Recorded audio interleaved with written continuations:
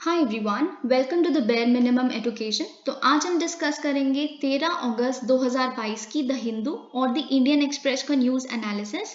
लेकिन स्टार्ट करने से पहले I want to talk to you about something very important.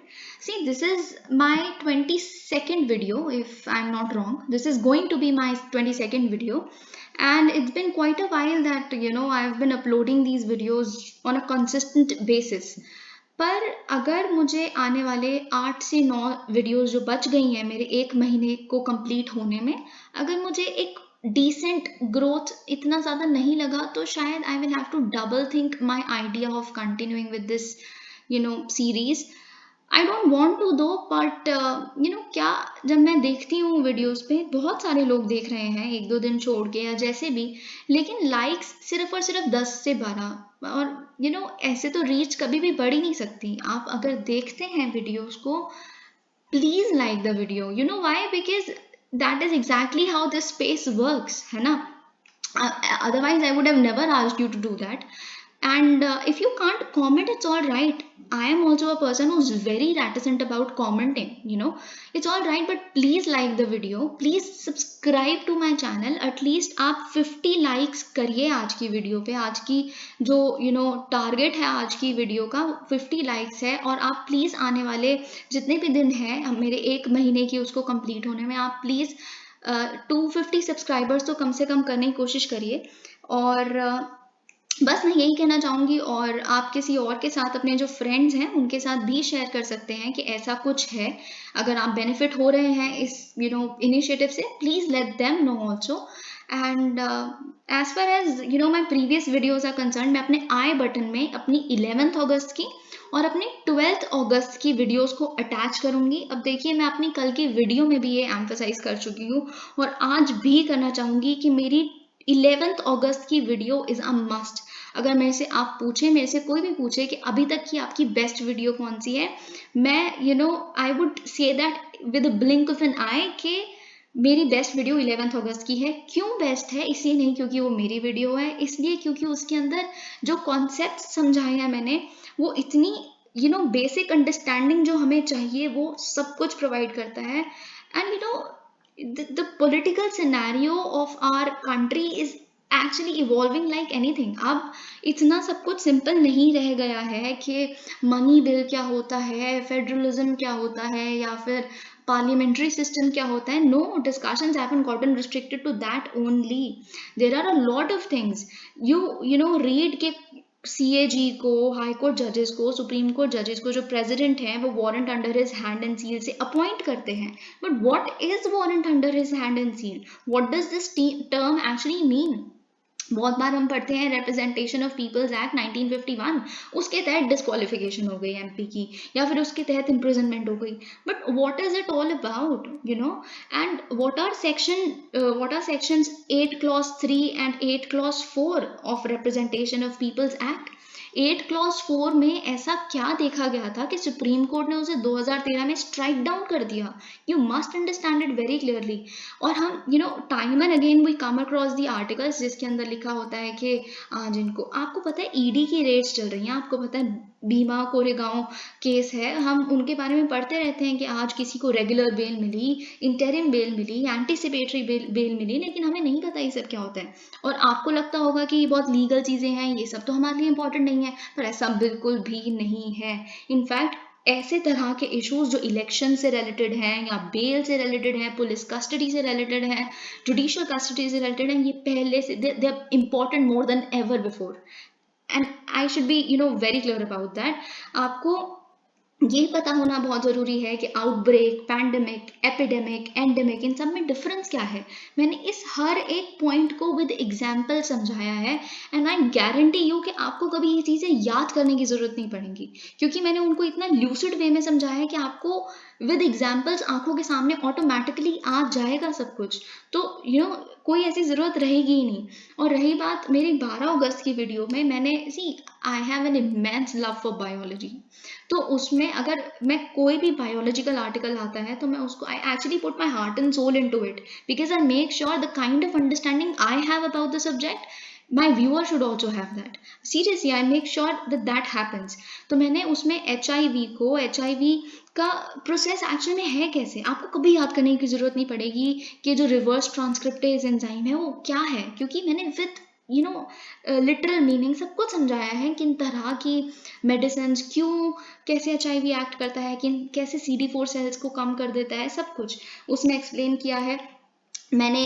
12 अगस्त की वीडियो में ये भी बताया कि सिंगल ट्रांसफरेबल वोट जो होता है, प्रोपोर्शनल सिस्टम होता है, ये कैसे वर्क करता है। तो अगर आप चाहें तो आप प्लीज ये वीडियो भी जाकर देखिए, लेकिन 11 अगस्त की वीडियो इज अ मस्ट, और वो भी पूरी। Please do that, please do this favour to me, आप प्लीज जाइए और देखिए। और बस, और आज की वीडियो भी काफ़ी इंटरेस्टिंग होगी। क्यों? क्योंकि आज बहुत ही हॉट टॉपिक्स आए हैं, हम सब कुछ देखेंगे। जो यूरेनियम है उसकी एनरिचमेंट होती क्या है, बहुत सलमान रुश्दी जी के बारे में कि क्या हुआ है उनके साथ, बहुत कुछ देखेंगे। This it is going to be a fun video.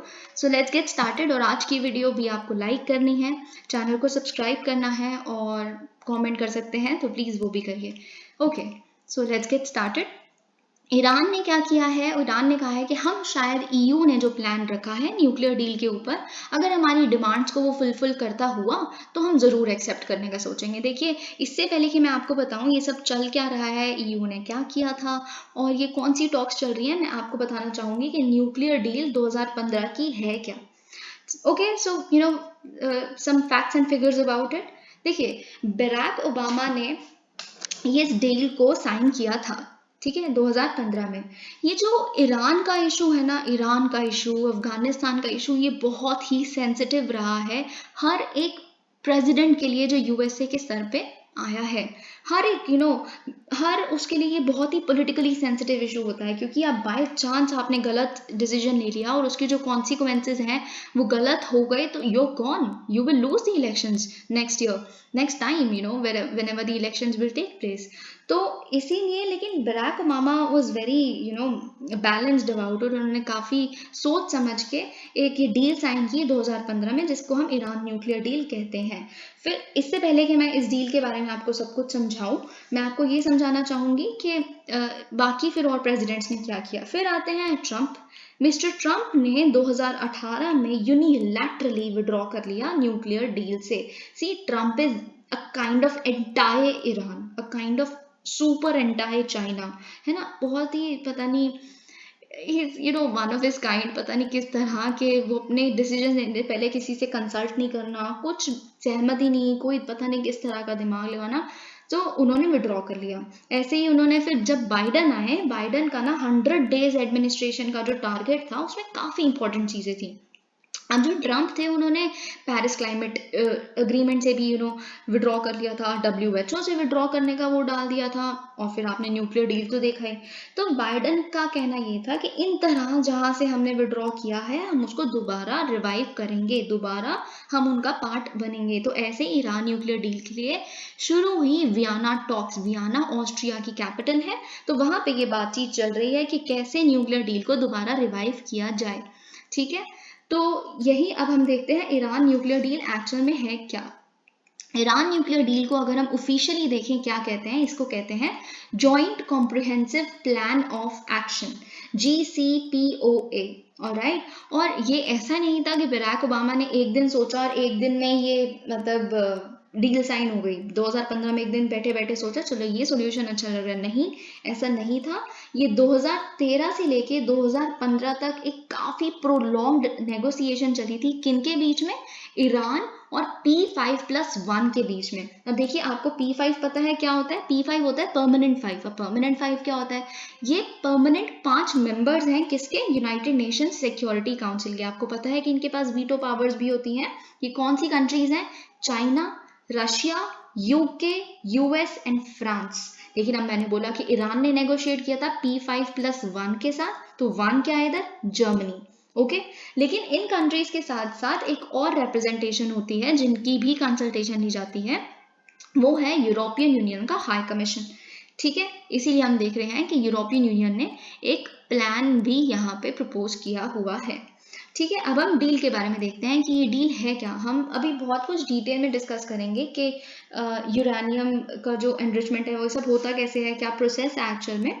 तो ईरान ने क्या किया था, इस डील के तहत कुछ प्रोमिसेस किए थे, ऐसे ही कुछ प्रोमिसेस किए थे वेस्ट यानी कि यूएस ने, ठीक है। तो ईरान ने अग्री किया था कि ठीक है, जो हमारे पास जितने भी स्टोर्स हैं सेंट्रीफ्यूजेस के, एनरिच्ड यूरेनियम के और हैवी वाटर के, हम उन पे हेविली कट करने की कोशिश करेंगे, ठीक है। आपको देखिए, पता है ईरान से ना जो आसपास की वेस्ट एशियन कंट्रीज हैं वो बहुत तरह के कॉन्फ्लिक्ट्स में इन्वॉल्व है, इजराइल, सऊदी अरेबिया, बाकी सारी कंट्रीज भी, और वेस्टर्न कंट्रीज भी, और ये स्पेशली P5 भी बड़ा डरते रहते हैं। देखो P5 को ना बहुत ही तो सिक्योरिटी इशूज हैं, ये नहीं चाहते कि इनकी तरह कोई भी और न्यूक्लियर पावर बन जाए। हाँ, इंडिया और पाकिस्तान है न्यूक्लियर पावर, पर अब वो पुरानी बात हो चुकी है।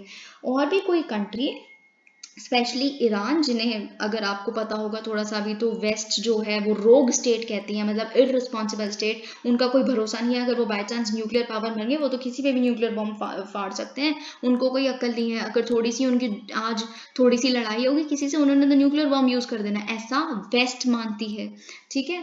तो इसीलिए बड़े ही एप्रीहेंशन हैं, ये चाहते हैं कि जो ईरान के पास कैपेबिलिटी है न्यूक्लियर बॉम्ब बनाने की, वो उसको मतलब ऐसा इंटेंशन अपना क्लियर कर दे कि वो कभी न्यूक्लियर बॉम्ब नहीं बनाएंगे, ठीक है। ये सारे जितने भी मटेरियल्स मैंने अभी बोले, ये न्यूक्लियर बॉम्ब बनाने के लिए बड़े ज़रूरी हैं, इन पे गिव अप कर दे धीरे धीरे करके। तो देखिए, अभी मैंने बोला इन एनरिच्ड यूरेनियम, ठीक है। एक न्यूक्लियर फ्यूल को बनाने के लिए देखिए एनरिच्ड यूरेनियम की ज़रूरत होती है। अब मैं आपको बताती हूँ कि एनरिचमेंट ऑफ यूरेनियम का मतलब होता क्या है। जब हम यूरेनियम को माइन करते हैं ना, उसके ओर के फॉर्म में, क्रूड फॉर्म में, तो ये 3 आइसोटोप्स प्रेजेंट होते हैं इस ओर के अंदर। उन आइसोटोप्स की अगर मैं बात करूं, उनकी कॉन्सेंट्रेशन की बात करूं, किस प्रोपोर्शन में प्रेजेंट होते हैं, तो जो यूरेनियम 238 है वो 99.3% होता है, ठीक है, इसका कॉन्सेंट्रेशन एक ओर में यूरेनियम के। जो यूरेनियम 235 है वो होता है 0.7%। 0.7% इज नथिंग, राइट। फिर यूरेनियम 234 है जो, उसकी कॉन्सेंट्रेशन होती है less than 0.01%, which is again nothing, ये तो उससे भी कम है, ठीक है। तो फिर एक न्यूक्लियर फ्यूल को बनाने के लिए हमें ना चाहिए होता है एक हायर कॉन्सेंट्रेशन ऑफ यूरेनियम 235 वाला आइसोटोप, ठीक है। क्योंकि जब ये इसका कॉन्सेंट्रेशन बढ़ जाता है तो ये फिजनेबल बन जाता है। फिजनेबल मतलब फिजन क्या होता है? फिजन क्या होता है कि जब किसी भी एक एटम का जो न्यूक्लियस है वो स्प्लिट अपार्ट हो जाता है बहुत सारे सब कंपोनेंट्स में, और इस प्रोसेस के दौरान बहुत ही ज़्यादा extreme amount of heat produce होती है, बहुत ही सारे एक्स्ट्रा न्यूट्रॉन्स निकलते हैं। आपको पता है, अगर थोड़ी सी भी आपको केमिस्ट्री की नॉलेज है तो आपको पता होगा न्यूट्रॉन्स, प्रोटॉन्स, ये सब क्या होता है, इलेक्ट्रॉन्स, राइट। तो न्यूक्लियस से बहुत ही एक्स्ट्रा न्यूट्रॉन्स निकलते हैं। आपको पता है फिजन और फ्यूजन में डिफरेंस क्या होता है? फिजन में क्या होता है कि एक एटम्स का आगे सब कंपोनेंट्स में टूटना, सब पार्ट्स में टूटना एक चीज का। और फ्यूजन क्या होता है? फ्यूजन होता है दो सब कंपोनेंट्स को मिलके एक बड़े कंपोनेंट को बनाना, इसे फ्यूजन कहते हैं। तो जो फ्यूजन वाला प्रोसेस है वो मतलब इतनी ज़्यादा हीट वगैरह नहीं प्रोड्यूस करता, और जो फिजन है वो यूजुअली ज़्यादा रिएक्टिव होता है, बहुत ज़्यादा हीट प्रोड्यूस करता है। और आपने ये, अगर आपको थोड़ा सा ज्योग्राफी के बारे में पता है तो ये हम स्टार फॉर्मेशन के टाइम पे भी देखते हैं, राइट। तो हम आगे बात करते हैं। तो ये जो एक्स्ट्रा न्यूट्रॉन्स निकलते हैं ना, अब देखिए इनमें ना एक कैपेसिटी होती है, एक एबिलिटी होती है, ये क्या कर सकते हैं ना, ये अपने आसपास वाले, अगर फॉर एग्जांपल एक एटम है, उस एटम की जो न्यूक्लियस है उसमें से न्यूट्रॉन्स एक्स्ट्रा निकल गए, ठीक है। अब ये जो एक्स्ट्रा न्यूट्रॉन्स निकले हैं ना, ये क्या करते हैं, वो आसपास जितने भी एटम्स है ना नियर बाय, उनको भी नज करना स्टार्ट कर देते हैं कि आप भी फिजन करिए, है ना, आप भी टूटिए आगे, है ना। So this is how it works. फिर उसके बाद क्या होता है, एक न्यूक्लियर रिएक्शन ऐसे ही सस्टेन हो जाता है। अब मैं आपको बताती हूँ कि हाँ, सबसे पहले तो आपको ये जानना ज़रूरी है कि ऐसा नहीं है कि सिर्फ ये न्यूक्लियर बॉम्ब के लिए एनरिच करना होता है यूरेनियम, और इलेक्ट्रिसिटी यानी कि पीसफुल यूज़ जो होता है इलेक्ट्रिसिटी जनरेशन वगैरह के लिए, उसमें ऐसे ही बिना एनरिच हुआ यूरेनियम का बस और उठाया, माइन किया और यूरेनियम यूज़ कर लिया इलेक्ट्रिसिटी, ऐसा नहीं होता। दोनों ही प्रोसेसेस के लिए यूरेनियम का एनरिच करना बहुत ज़रूरी है। लेकिन हाँ, दोनों का किस कॉन्सेंट्रेशन तक यूरेनियम 235 को लेके जाना है वो डिफर करता है, बहुत ही ज़्यादा डिफर करता है। अगर मैं बात करूं कि आपको पीसफुल यूजेस यानी कि इलेक्ट्रिसिटी के लिए यूज़ करना है अगर, तो उसका जो उसको कहते हैं लो एनरिच्ड यूरेनियम, तो उसमें बहुत ही कम कॉन्सेंट्रेशन बढ़ा होता है। अभी मैंने बताया कि 0.7% है उसकी कॉन्सेंट्रेशन, लेकिन इसको सिर्फ 3 to 5% अगर हम कर देना तो ये आपका लो एनरिच्ड यूरेनियम बन जाता है। लेकिन अगर हम न्यूक्लियर बॉम्ब की बात करें तो उसमें अगर मैं आपको जो यूएसए का फॉर्मल डेटा कहता है वो ये कहता है कि अगर एक एनरिच्ड यूरेनियम हमें बॉम्ब बनाने के लिए चाहिए तो वो कम से कम 25 किलो का यूरेनियम हो और उसका जो कॉन्सेंट्रेशन है वो 90% हो यूरेनियम 235 का उसमें, तो फिर वो एटॉमिक बॉम्ब की तरह यूज किया जा सकता है। तो आप एक बार डिफरेंस देखिए, 0.7% से 90% को कॉन्सेंट्रेशन करना है। ऑब्वियसली सेंट्रीफ्यूजेस लगते हैं इसमें, तो इसीलिए सेंट्रीफ्यूजेस की भी बात की थी मैंने। ओके, फिर अब हम देखते हैं आगे थोड़ा सा। अगर हम अभी पता है क्या हुआ था, I was recording this video, I had recorded half of my video but then somehow it actually got deleted और पता नहीं क्या हुआ and I have to record it again. So आज की वीडियो शायद थोड़ी सी लेट डले, तो please forgive me for that. हम बात करते हैं कि फिर ईरान ने अग्री क्या किया, ईरान के क्या प्रोमिसेस थे इस डील में। ईरान ने कहा ठीक है, हम एक प्रोटोकॉल को इम्प्लीमेंट करेंगे जिसके तहत हम अलाउ करते हैं कि और भी कुछ, मतलब ईरान ने जो प्रॉमिस किया, पहले तो मैंने बता दिया कि उन्होंने इन चीज़ों पे कट करने के लिए प्रॉमिस किया। फिर उन्होंने कहा कि जो इंस्पेक्टर्स हैं इंटरनेशनल एटॉमिक एनर्जी एजेंसी के, IAEA के, उनको हम अलाउ कर देंगे कि वो आए और इंस्पेक्ट करें और हमारी न्यूक्लियर साइट्स को एक्सेस कर सकते हैं, ताकि आपको ये तसल्ली हो जाए कि हम किसी भी तरह सीक्रेटली न्यूक्लियर बॉम्ब बनाने की कोशिश नहीं कर रहे। ठीक है, आप बेझिझक भेजिए उन इंस्पेक्टर्स को। अब देख लेते हैं कि IAEA है क्या। So it is an organisation within the United Nations family, और इसका अगर हम एक ऑफिशियल नाम देखना चाहें तो इसका नाम है atoms for peace development organisation. तो जैसा कि आपको समझ ही आ गया होगा इस नाम से, ये इंश्योर करता है कि जो न्यूक्लियर एनर्जी का है यूज, वो सिर्फ पीसफुल पर्पसेस के लिए ही ना रहे, पीसफुल पर्पसेस के लिए ही रहे। ये कभी भी ऐसा न्यूक्लियर प्रोलिफरेशन एक मिलिट्री पर्पस के लिए यूजेज ना हो। ठीक है, तो फिर ये क्या करता है, इसका जो हेड क्वार्टर्स है वो वियना यानी कि ऑस्ट्रिया में है, and hence the talks, what are coincidence, talks भी वहीं पे चल रही हैं। तो अगर हम इसकी बात करें, ये रिपोर्ट किसको करती है, ये ऑर्गेनाइजेशन ये एनुअली रिपोर्ट करती है यूनाइटेड नेशंस जनरल असेंबली को। लेकिन अगर ज़रूरत पड़े तो कभी कभी इनको रिपोर्ट करना पड़ जाता है UNSC को भी, तब जब अगर कोई भी मेंबर स्टेट है वो कंप्लाई नहीं कर रही सेफ गार्ड से, अपनी ऑब्लिगेशंस से, वो उन्हें एक्सेस प्रोवाइड नहीं कर रही इंस्पेक्ट करने के लिए, या फिर वो अपना एनरिचमेंट बढ़ा रही है, अगर इन तरह की चीज़ें होती है तो यूनाइटेड नेशन सिक्योरिटी काउंसिल को भी ये रिपोर्ट करते हैं। अब फिर हमने ये देखा कि ईरान के प्रोमिसेस क्या थे। अब हमें देखना है कि यूएसए ने क्या प्रॉमिस किया, या फिर सिर्फ ईरान ने ही अपना सब कुछ मतलब सरेंडर कर दिया। वेस्ट ने प्रॉमिस किया कि वो अपनी सैंक्शंस को लिफ्ट कर देंगे ईरान पे से। लेकिन देखिए, अगेन आई वुड से, जब आप सिर्फ फैक्ट्स पढ़ते हो ना, कहीं मुझे पता है, I know there is no dearth of material on internet, आप एक चीज सर्च करिए एंड इट्स रेडीमेड सब कुछ मिल जाएगा आपको। लेकिन आपको ये समझना बहुत ज़रूरी है कि फैक्ट्स याद करके कुछ नहीं होता। The statements can be twisted anyways, है ना, कैसे भी किसी भी फॉर्म में ट्विस्ट किया जा सकता है। तो आपको पता होनी चाहिए कि जब वेस्ट ने अग्री किया था, वो हर तरह की सैंक्शंस को लिफ्ट करने के लिए नहीं अग्री किया था। उन्होंने बस ईरान पे जो न्यूक्लियर प्रोलिफरेशन से रिलेटेड सैंक्शंस लगी थी, या ईरान का जो ऑयल एक्सपोर्ट्स पे सैंक्शंस लगी थी, सिर्फ उनको लिफ्ट करने के लिए, हटाने के लिए अग्री किया था। लेकिन उन तरह की सैंक्शंस जो अब्यूज ऑफ ह्यूमन राइट्स पे कहीं वहाँ के जो गवर्नमेंट ऑफिशियल्स हैं उन पे लगी हुई हैं, उनको सैंक्शंस को नहीं हटाया गया। आपको एक बहुत ही शॉकिंग बात बताती हूँ, बहुत बड़ी, आप अगर आप एक फॉलोअर हैं कंटिन्यूअस न्यूज़पेपर के तो आपको पता होगा कि जो वहाँ के सुप्रीम लीडर हैं आयतुल्ला खमीनी जी, आयतुल्ला खमीनी पे काफ़ी ज़्यादा ह्यूमन राइट्स अब्यूसेस के वो है, उनको इवन अलाउड भी नहीं है कि वो यूएसए कभी ट्रैवल कर सकते हैं। He can not go to USA, he can not make a visit over there.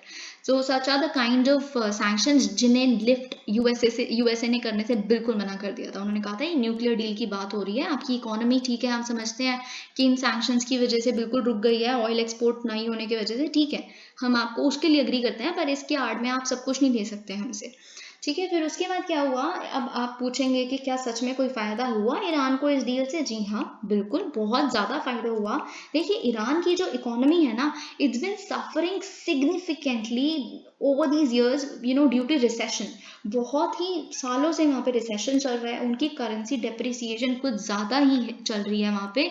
उनकी करेंसी की वैल्यू इतनी कम हो चुकी है कि और यूएस डॉलर के सामने कुछ है ही नहीं। ट्रांजैक्शंस करना वहाँ के लोगों के लिए, इंपोर्ट करना तो ऑलमोस्ट इम्पॉसिबल चीज़ है। तो वो एक तरह से क्लोज्ड इकोनॉमी में जी रहे हैं सच में।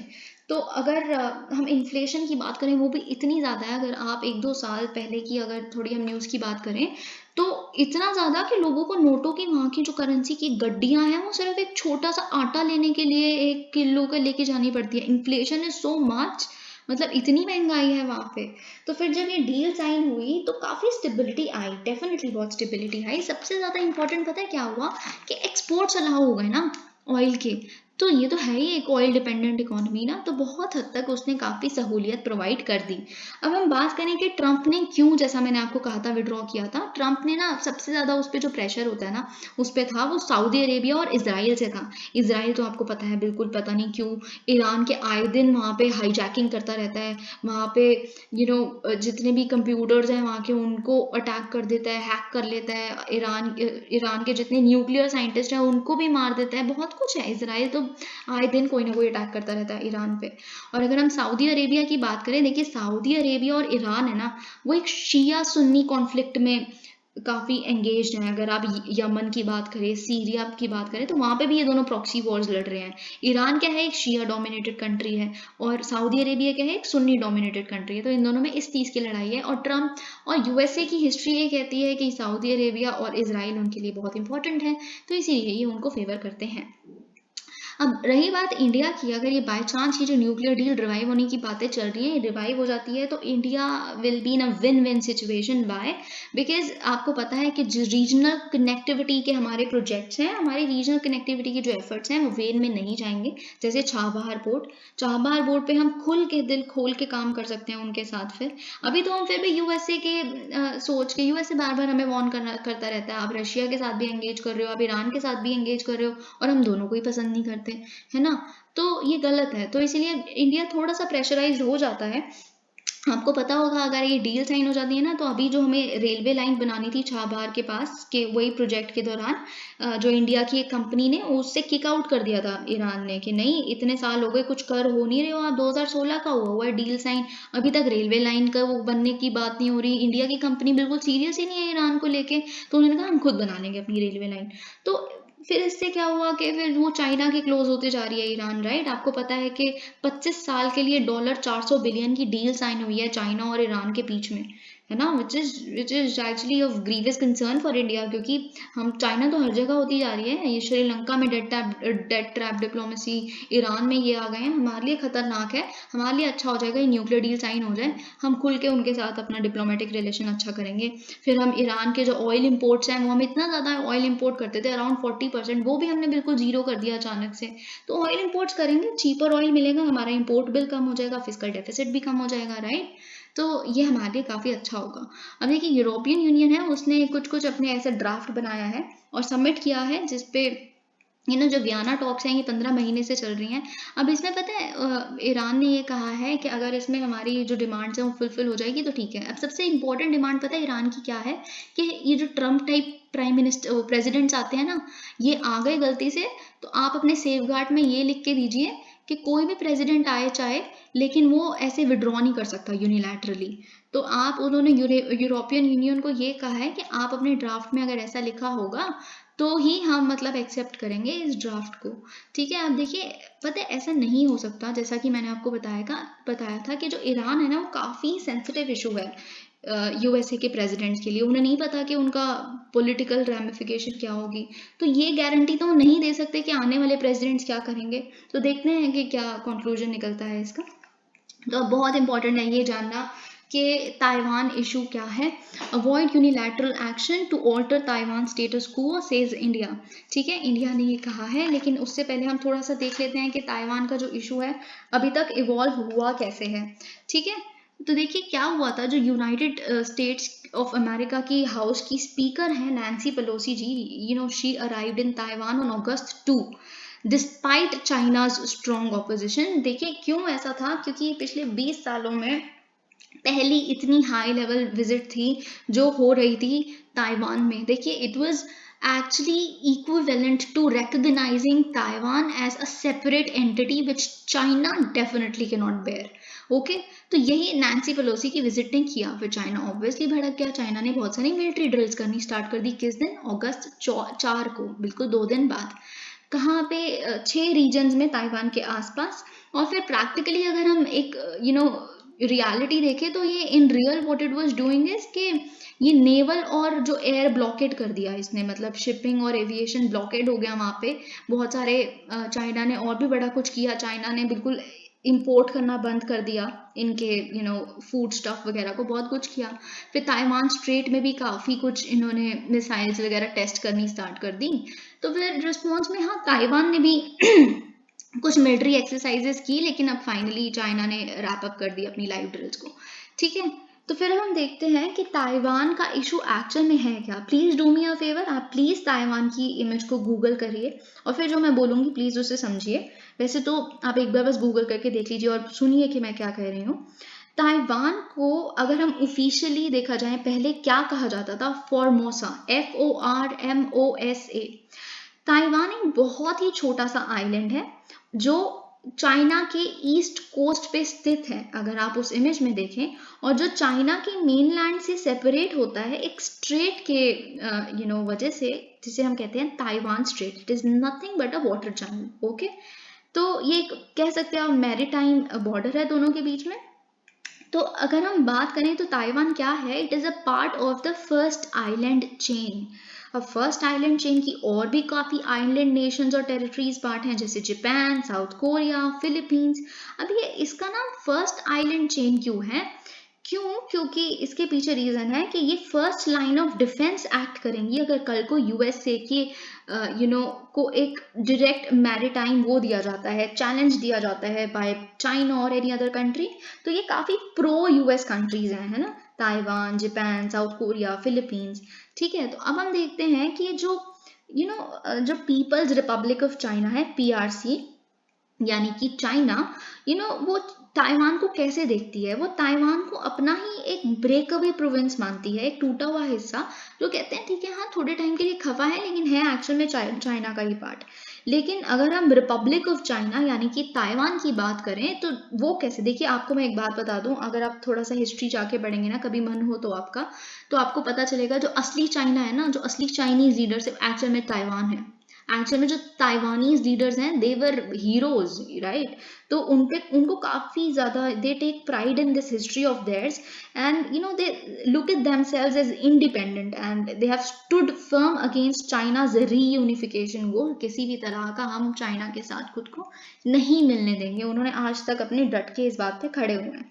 अब पूरे संसार में सिर्फ 15 कंट्रीज ऐसी हैं, और ये भी मोस्टली छोटी छोटी स्मॉल आइलैंड नेशंस ही हैं, जो रिकॉग्नाइज करती हैं ताइवान को। अब हम देखते हैं कि यूएसए का क्या पोजीशन है ताइवान पे।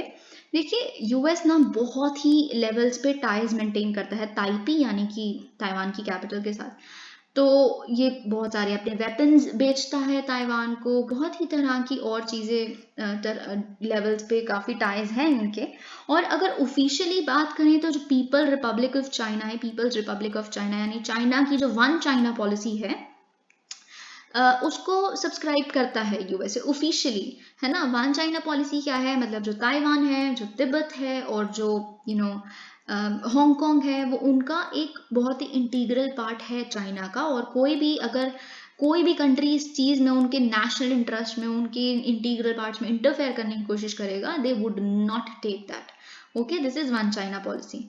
तो देखिए ये जो पोजीशन है कि हम सब्सक्राइब करते हैं वन चाइना पॉलिसी को, ये ऐसा नहीं है कि यूएसए सच में इसको मानता है। यूएसए ने बस एक तरह से इस चीज़ पे कॉम्प्रोमाइज़ किया हुआ है। क्यों? क्योंकि वो ये नहीं चाहते कि अगर हम कह दें कि हम ताइवान को अलग मानते हैं तो कल को बीजिंग इन्वेड कर ले ताइवान को, ना। They do not want to let that happen.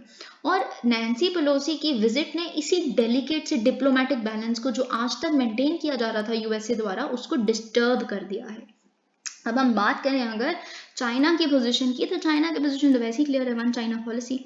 अब पता है चाइना ना, देखिए उसके लिए बड़ा ज़रूरी है या तो वो एक इन्वेजन कर ले ताइवान का, या तो वो उसका शिपिंग और पूरा एक्सपोर्ट इंपोर्ट जो ब्लॉकेड कर दे।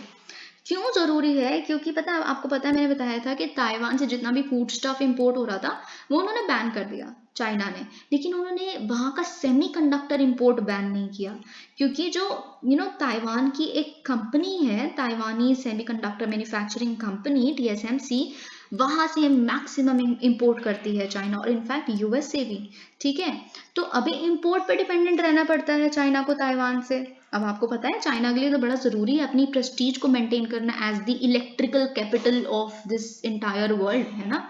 तो अगर वो इन्वेड कर लेंगे तो इंपोर्ट का झंझट ही खत्म, फिर तो उन्हीं की कंट्री है, इंपोर्ट क्या, फिर तो लो अपना मजे से, वो इंपोर्ट करने की जरूरत ही नहीं है। अगर वो ब्लॉकेट कर देंगे तो इससे एक और पर्पस सॉल्व होगा। क्यों?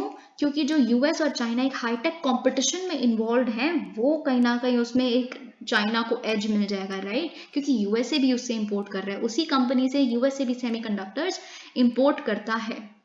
हम देखते हैं इंडिया की पॉलिसी मतलब पोजीशन क्या है ताइवान पे। देखिए इंडिया भी वन चाइना पॉलिसी को सब्सक्राइब करता है, कब से? 1949 से लेकर अभी तक। लेकिन हमने 2000, अभी आपको पता है जब मैं आर्टिकल थोड़ा सा पढ़ूंगी ना, आपको पता चल जाएगा कि अभी भी हम इसी पॉलिसी को फॉलो करते हैं जो मैं बताने वाली हूँ। हमने 2008 से ना ये मेंशन करना बिल्कुल बंद कर दिया। जिस भी समिट पे जॉइंट डेक्लेरेशन होती है, जैसे पता है आपको आसियान समिट हुआ था पिछले हफ्ते, तो उसमें एक जॉइंट डेक्लेरेशन दी गई जिसमें बांग्लादेश, श्रीलंका वगैरह और सारी साउथ ईस्ट एशियन नेशन ने मिलकर कहा कि हम सब वन चाइना पॉलिसी को सब्सक्राइब करते हैं, मानते हैं, रिइटरेट करते हैं, लेकिन इंडिया उसका पार्ट नहीं था। और ये आज की बात नहीं है, हम किसी भी डेक्लेरेशन में ये चीज़ नहीं बताते, हम बार बार नहीं ये चीज़ खुद की क्लियर करने की कोशिश करते कि हम वन चाइना पॉलिसी को मानते हैं। 2008 से ऐसा चल रहा है, क्यों? क्योंकि इसका फाउंडेशन स्टोन इस लेगेसी का रखा गया था पीएम मनमोहन सिंह जी के द्वारा। उन्होंने ऐसा इसलिए किया था क्योंकि 2008-10 के करीब चाइना ने कुछ अजीब सी चीजें करनी शुरू कर दी थी। चाइना ने बहुत ही ओपनली ऐसा बहुत जगहों पे कहना स्टार्ट कर दिया था कि अरुणाचल प्रदेश तो हमारी कंट्री का पार्ट है, it is a part of China. उन्होंने बड़े सारे अरुणाचल प्रदेश के टाउन्स को मैंडरिन यानी कि चाइनीज भाषा में नाम देने शुरू कर दिए, which was obviously offensive for India, right. तो फिर इंडिया का एक सिंपल सा लॉजिक है कि अगर if China does not recognize one Indian principle, then why should we care about their one China policy? Why should we keep on reiterating कि हम मानते हैं? No, we cannot do that. तो फिर अगर हम इस आर्टिकल की बात करें तो इसमें भी क्या हुआ है कि इंडिया ने फ्राइडे को कहा है कि थोड़ा सा थम जाइए, रिस्ट्रेंट लगाइए ताइवान के इस मुद्दे पे, क्योंकि कोई किसी भी तरह का यूनिलैटरल एक्शन, मतलब एक तरह से हिंट है चाइना को कि अगर चाइना यूनिलैटरली बिना सोचे समझे एक ही तरफ से जो आज तक मतलब स्टेबिलिटी मेंटेन की जा रही है, स्टेटस को जो है उसको इन्वेड करके अगर खराब करने की कोशिश करेगा, it would not be nice, okay. और हमारा इन्होंने देखो क्या कहा है इंडिया ने ये कहा है कि हमारी जो पोजीशन है, किसी जर्नलिस्ट ने उनसे पूछा, हमारे इंडियन रिप्रेजेंटेटिव से, मिनिस्ट्री ऑफ एक्सटर्नल अफेयर्स के स्पोक्स पर्सन से, कि आपका वन चाइना पॉलिसी पे क्या मतलब स्टैंड है। तो India was very smart, India के जो उन्होंने रिप्रेजेंटेटिव ने ये कहा, देखिए हमारी जो पॉलिसी है इस मुद्दे पे, उन्होंने वन चाइना पॉलिसी बोला तक नहीं, उन्होंने बोला इस मुद्दे पे जो हमारी पॉलिसी है, it is well known and consistent, और that does not need any reiteration. मतलब हमारी जो इस पे स्टैंड है वो सबको पता है और वो आज तक सेम ही रही है, ये हमारे दोबारा रीइटरेट करने की ज़रूरत इस चीज़ को नहीं है। तो आप समझ रहे हो how smartly we played about it. तो बस उन्होंने यही कहा कि इंडिया ने ये भी कहा कि like many other countries, India भी ये चाहती है, हम बहुत कंसर्न है ये जो डेवलपमेंट्स रिसेंटली हमें देखने के लिए मिल रही है, तो हम भी यही चाहते हैं कि डी एस्केलेशन और टेंशंस की और एफर्ट्स डाले जाएं पीस और स्टेबिलिटी को मेंटेन करने के लिए। अब देखिए ये आपको पता है कि जो सलमान रुश्दी हैं उनको एक न्यूयॉर्क के इवेंट पे किसी ने आके स्टैब किया है, अपने गले पे बहुत ज़्यादा उनके पंच किया है। सलमान रुश्दी, मैं भी बताती हूँ है कौन। तो सलमान रुश्दी एक ऑथर हैं बेसिकली, जो न्यूयॉर्क के एक यूनिवर्सिटी के स्टेज पे जाके एक भाषण यानी कि छोटी सी स्पीच देने वाले थे। तो जैसे इससे पहले कि वो वहाँ जाते हैं, उन पे आके किसी ने अटैक किया, बहुत 8-10 बार उनके यहाँ पे पंच किया नेक पे। तो इतना ज़्यादा उनके उसमें से खून निकलने लग पड़ा, ही एक्चुअली फेल डाउन, उनको वो बिल्कुल गिर गए। और फिर काफ़ी आसपास वहाँ पे झुंड बना के छोटा सा ग्रुप आए लोग, और फिर उनकी टांगे ऊपर की तरफ खींची, जिससे क्या होगा, वो हार्ट की तरफ उनका ब्लड फ्लो बढ़ेगा, राइट। जिससे क्या होता है कि फिर आपके जीने की वो जो होती है वो काफ़ी बढ़ जाती हैं, ठीक है, जो संभावनाएं। तो फिर बस अभी यही वो उनका ये कहा है कि इज अलाइव, वो जिंदा है, और उनको हॉस्पिटल ले जाया गया है, उनकी वहाँ पे सर्जरी चल रही है। तो यही सब इसके बारे में, इस आर्टिकल के बारे में यहाँ पे लिखा है। तो अब मैं आपको ज़रूर बताना चाहूँगी कि सलमान रुश्दी हैं कौन। तो देखिए, अगर आप थोड़ा सा भी एक्टिव हैं तो आपको पता चलेगा, ट्विटर पे भी बहुत सारे लोग, जैसे इमैनुअल मैक्रन जो हैं, जो फ्रेंच हेड हैं, उन्होंने भी इस पे कहा कि हम बिल्कुल साथ खड़े हैं, we stand with Salman Rushdie more than ever before.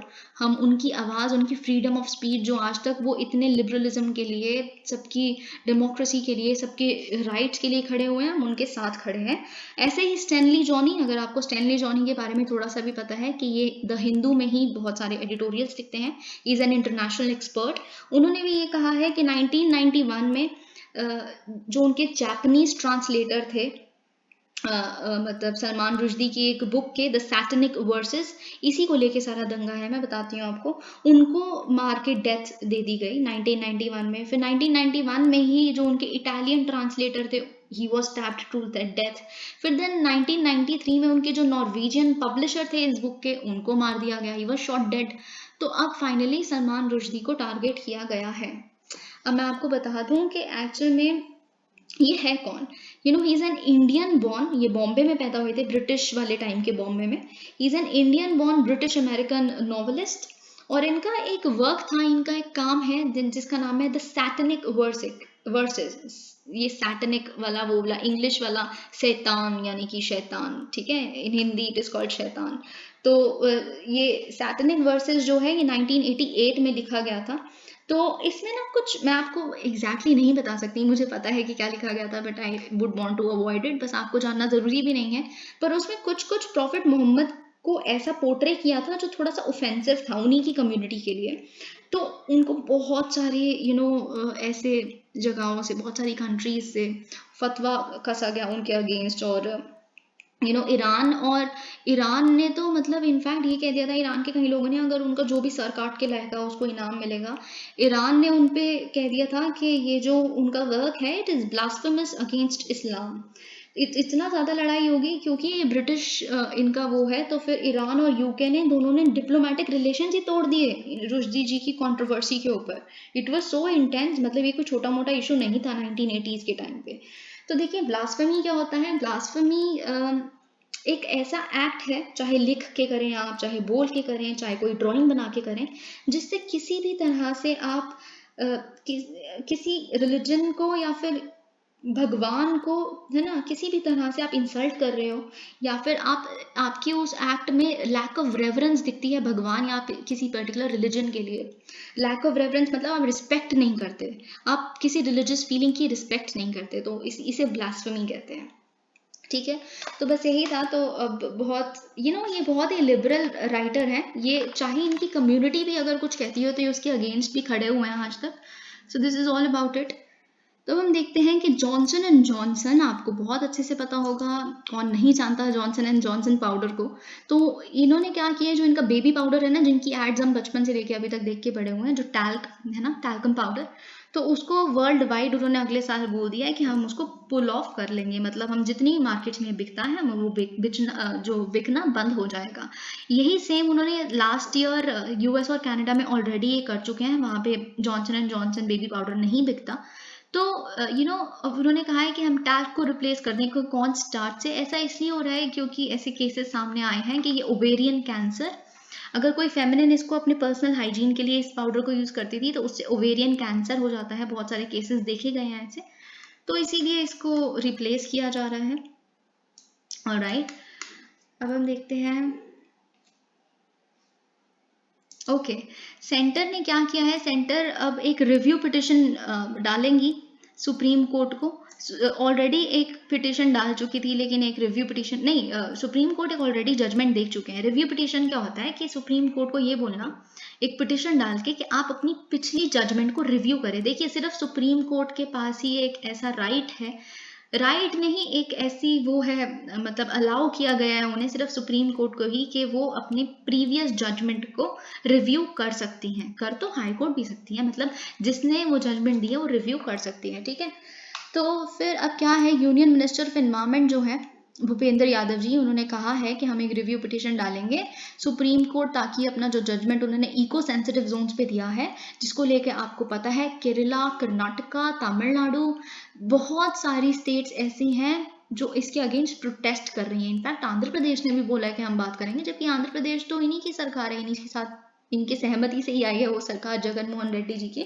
तो अब ये चीज़, मतलब कर्नाटका, इवन कर्नाटका में तो बीजेपी है, तो अब बीजेपी पे काफ़ी प्रेशर है कि वो ये इशू को लेके जाए दोबारा। तो ऐसी क्या सुप्रीम कोर्ट जजमेंट थी कि लोगों को, मतलब केरला जैसी स्टेट्स को स्पेशली इतनी प्रॉब्लम है? क्यों? क्योंकि ना सुप्रीम कोर्ट की इस जजमेंट ने ये कहा था कि जितने भी मतलब प्रोटेक्टेड एरियाज हैं, जैसे national parks, sanctuaries, wild life sanctuaries, ऐसे जितने भी प्रोटेक्टेड एरियाज हैं या फिर बायोस्फीयर रिजर्व्स वगैरह, उसके जो आसपास का एटलीस्ट 1 किलोमीटर का एरिया, एटलीस्ट इससे ज़्यादा भी हो सकता है, एटलीस्ट 1 किलोमीटर के एरिया को नोटिफाई करना पड़ेगा as eco sensitive zones, okay. और जितनी भी, अब जैसे ये वो कह रहे हैं, ऐसा क्यों केरला वगैरह जैसी स्टेट्स हैं वो क्यों चाहती हैं कि ये चीज़ हटे? देखिए, उनके लिए पॉसिबल नहीं है। जब कोई भी एरिया इको सेंसिटिव जोन बन जाता है ना, तो वहाँ पे किसी तरह की एक्टिविटीज़ नहीं हो सकती, कोई कमर्शियल एक्टिविटी नहीं, इनफैक्ट बहुत सारी रेजिडेंशियल एक्टिविटीज़ बनी, किसी तरह का कोई इंटरफेरेंस नहीं हो सकता वहाँ पे इकोलॉजी के साथ, कुछ भी नहीं। तो केरला के लिए तो बड़ा इम्पॉसिबल है ये, पता है क्यों? क्योंकि वहाँ पे ना वहाँ के जो बैक वाटर्स हैं, वहाँ पे इतने सारे घर बसे हुए हैं, है ना। वहाँ के तो कितनी सारी वाटर बॉडीज हैं केरला की, जो खुद में ही प्रोटेक्टेड एरियाज हैं। तो उसके बिल्कुल वाटर बॉडीज के तटों पे, मतलब बहुत सारी ऐसी घर बसे हुए हैं जो बोटिंग कर करके, रोइंग करके अपना घर चला रहे हैं, वहाँ पे फिशिंग होती है, बहुत कुछ होता है। तो अगर आप 1 किलोमीटर के आसपास उन बैक वाटर चैनल्स के आसपास बिल्कुल 1 किलोमीटर तक ऐसे डिमार्केट कर दोगे, लोग बर्बाद हो जाएंगे। वो लोग कहाँ जाएंगे जो सदियों से अपना वहाँ पे घर चला रहे हैं, लाइवलीहुड चला रहे हैं, राइट। फिर एक और इशू है जो सुप्रीम कोर्ट के रिव्यू पिटिशन में सेंटर कहेगी उनको देखने के लिए, वो कहेंगे आप कुछ कुछ एक्टिविटीज को एग्जेम्प्ट भी कर दो ना, जैसे जो इको सेंसिटिव जोन है उसमें कहीं कहीं एक्टिविटीज जो है, आप ये मत कहो कि सारी ही ऑनगोइंग एक्टिविटीज हैं अब वो बिल्कुल बंद करनी पड़ेंगी। आप कहीं कहीं एक्टिविटीज को ही बोलो कि जो बंद करनी पड़ेंगी इको सेंसिटिव जोन्स में, जो प्रोहिबिटेड लिस्ट में आती हैं, जैसे बहुत ही ज़्यादा माइनिंग वगैरह करना, इन तरह की एक्टिविटीज़ को प्रोहिबिट कर दो।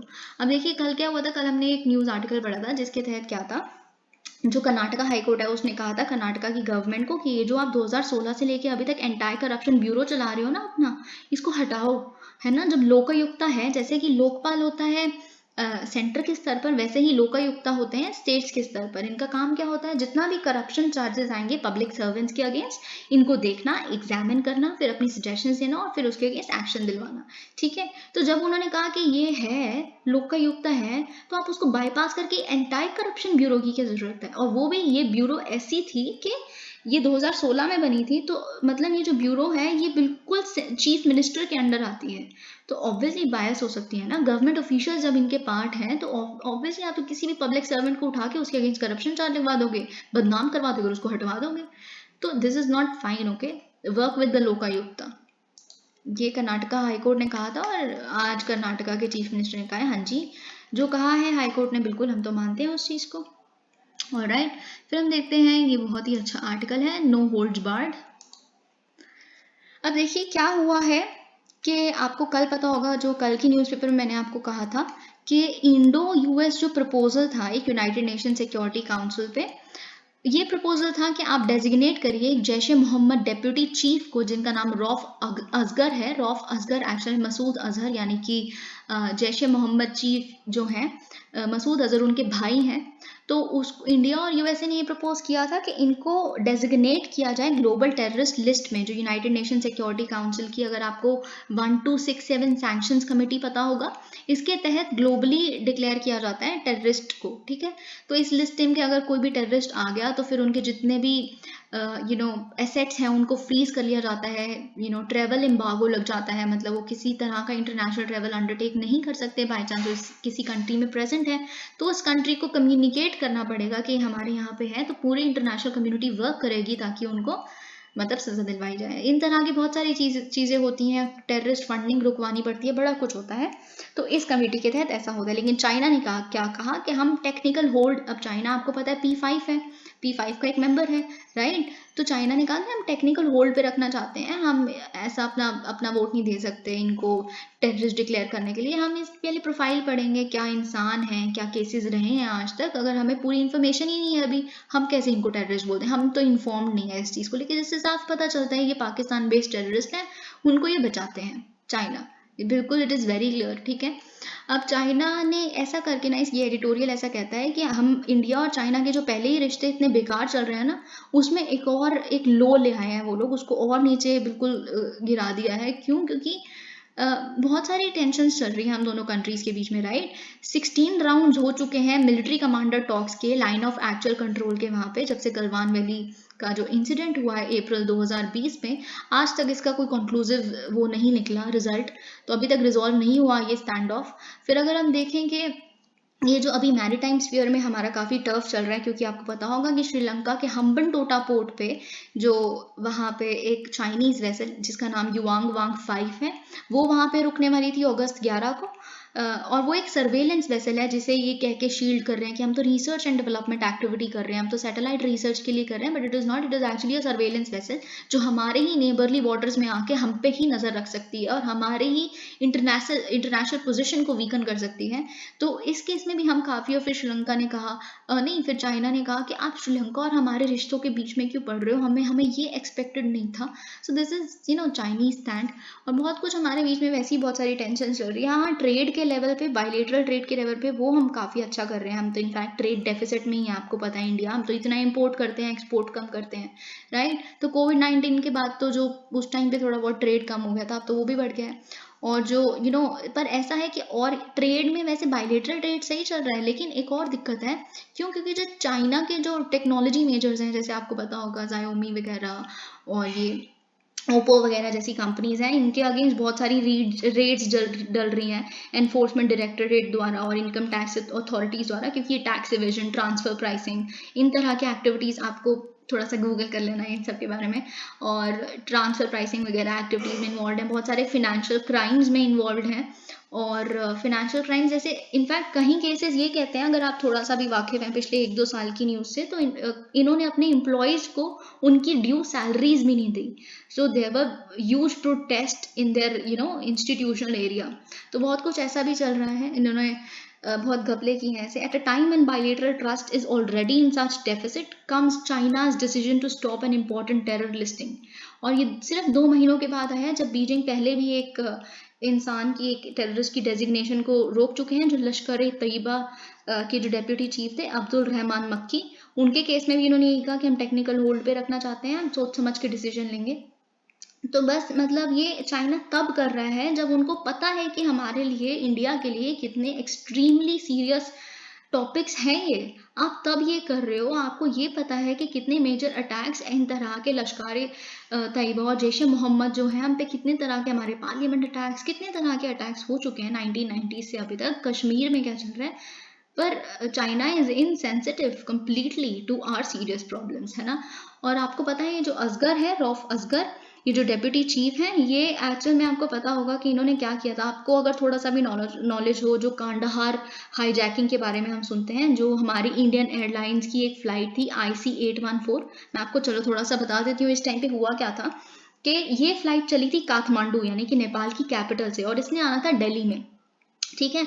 तो इसने क्या हुआ, जब ये वहां से चली तो यहाँ पे 5 टेररिस्ट थे इसके अंदर। उन्होंने क्या किया, उन्होंने बिल्कुल जो वहाँ के कैप्टन थे उस एयरलाइन के, उनको बोला कि आप दिल्ली नहीं, आप वेस्ट की तरफ उड़िए, मतलब अफगानिस्तान ले गए। अफगानिस्तान की कांडाहार, वहाँ पे एक जगह है, वहाँ पे उन्होंने जाके मतलब रखा। और तालिबान तब वहाँ पे होती थी, तो तालिबान के साथ मिलके फिर ऐसा उन्होंने, जो उसके अंदर 200 सिविलियंस थे उनको होस्टेज ले लिया, और फिर उन्होंने क्या किया कि शर्त रखी है कि हम इन लोगों को सिर्फ तभी छोड़ेंगे जब इंडियन गवर्नमेंट जो है, उस टाइम पे अटल बिहारी वाजपेयी जी की गवर्नमेंट हुआ करती थी, उन्होंने उनको ये कहा कि जब अगर इंडियन गवर्नमेंट, उन्होंने मांग तो खैर 30 टेररिस्ट को रिहा करने की थी, लेकिन अटल बिहारी वाजपेयी गवर्नमेंट को सच में झुकना पड़ा इनके क्योंकि बहुत सारे डोमेस्टिक लेवल पे बहुत ही उनके बच्चे थे, माँ बाप के कुछ और भी लोग थे, घर बर्बाद हो जाते, बड़ा कुछ था, ठीक है।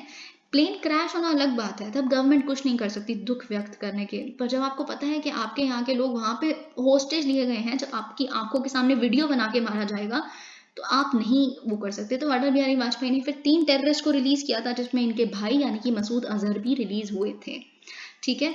तो बस यही आपको बता दो कि यूएसए और इंडिया की दोनों ही डोमेस्टिक लेवल पे जो मोस्ट वांटेड टेररिस्ट लिस्ट है, उस पे दोनों पे ही ये रौफ असगर है। तब भी चाइना ने ऐसा स्टेप लिया, तो फिर बस अब यही कहा है कि इस एडिटोरियल ने, ठीक है जो हुआ सो हुआ, लेकिन इंडिया के लिए बहुत ज़रूरी है कि वो अपनी इस लड़ाई को लड़ते रहे।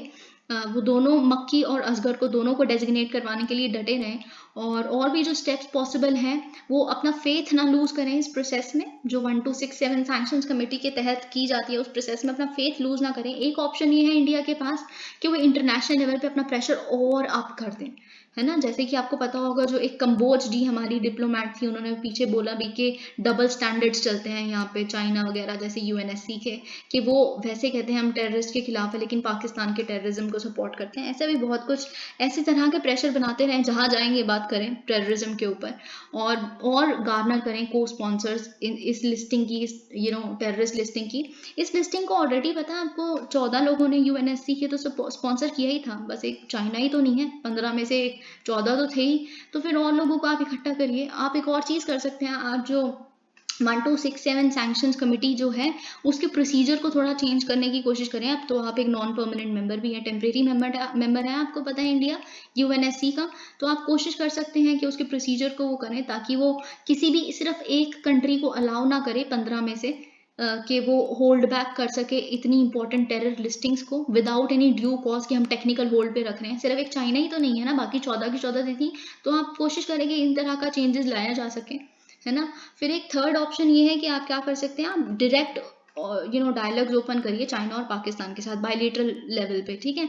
फिर आप पाकिस्तान को ऐसी तरह के धमकाइए, थोड़ा सा उनको ऐसा करने की कोशिश करिए कि आपको देखिए FATF ग्रे लिस्ट पे जो आप लगे हुए हैं, आपका नाम है, उससे अगर आपको रिमूव होना तो आपको और चाइना को भी ऐसा वो करना चाहिए, पुश करना चाहिए कि वो इनकी टेरर लिस्टिंग करे। क्योंकि अभी पता है आपको, ये जो इंसान है ना रौफ असगर, ये ऑलरेडी अभी पाकिस्तान के प्रिजन में है, क्योंकि पाकिस्तान को ग्रे लिस्ट से हटना है ना FATF की, फाइनेंशियल एक्शन वो टास्क फोर्स की। तो बस उन्होंने यही ऑप्शंस प्रपोज किए हैं। और राइट, बस इधर जो मिनिस्टर ऑफ एक्सटर्नल अफेयर्स जो हैं एस जयशंकर जी, उन्होंने पार्लियामेंट में बस यही कहा है कि जितनी भी ग्लोबल इंस्टेबिलिटी चल रही है यूक्रेनियन वॉर की वजह से, स्टैंड ऑफ की वजह से, जो LAC पे है उसकी वजह से काफ़ी हमारा नेशनल सिक्योरिटी भी हिट हो रही है, ठीक है। अब देखिए 29 elephant poaching cases in 3 years। अब पिछले 3 सालों में वैसे तो 90 केसेस देखे गए हैं जिसके अंदर एलिफेंट टस्क्स, उनका जो दांत होते हैं और जो आइवरी होती है उसको सीज मतलब उसको ऐसे लिया गया है, इलीगली जब्त कर लिया है। और ऐसे इनमें से 29 केसेस ऐसे थे जिनमें एलिफेंट्स को पोच यानी कि मार भी दिया गया, जस्ट बिकॉज उनके जो ऐसे होते हैं उनको इलीगली ट्रेड कर सके, जो आइवरी है, टस्क है, उनकी स्किन है, उसको कहीं कहीं लेदर की तरह भी यूज़ करते हैं। तो इन चीज़ों के लिए, जो कि बहुत ही बुरा है। और हाईएस्ट नंबर ऑफ केसेस अगर एलिफेंट टस्क सीजर के देखे जाएं तो 2021 में रिपोर्ट हुए थे ऐसे, क्योंकि 42 केसेस देखे गए थे। और बस यही, मेघालय है उसमें से 14 में से 7 पोचिंग डेथ्स जो थी वो मेघालय में हुई, तो it is at the top in that list. और राइट, एसेंशियल कमोडिटीज एक्ट को इन्वोक किया गया है तुअर दाल प्राइस के केस में। आपको पता है इन्फ्लेशन बहुत चल रही है, तुअर यानी कि अरहर की दाल जो है उसको अब एसेंशियल कमोडिटीज एक्ट के तहत उसका जो उस पर कुछ रिस्ट्रिक्शंस लगाए गए हैं। आपको अगर थोड़ा सा भी एसेंशियल कमोडिटीज एक्ट के बारे में पता हो तो आपको ये पता होगा कि इस पे फार्म बिल्स जब आए थे तो इस पे तब भी बातचीत हुई थी। तो लेकिन हाँ, क्योंकि अब फार्म बिल्स जो हैं वो नहीं है, तो हम बात कर लेते हैं जो ECA 1955 है वो लाया क्यों गया था, क्या है। देखिए, जो इसेंशियल कमोडिटीज एक्ट 1955 है, इसे जब जिस टाइम पे लेजिस्लेट किया गया था, वो एक ऐसा टाइम था जब इंडिया में सच में बहुत ज़्यादा स्कैर्सिटी थी फूड स्टफ्स की, हमारी इतनी प्रोडक्शन भी नहीं थी।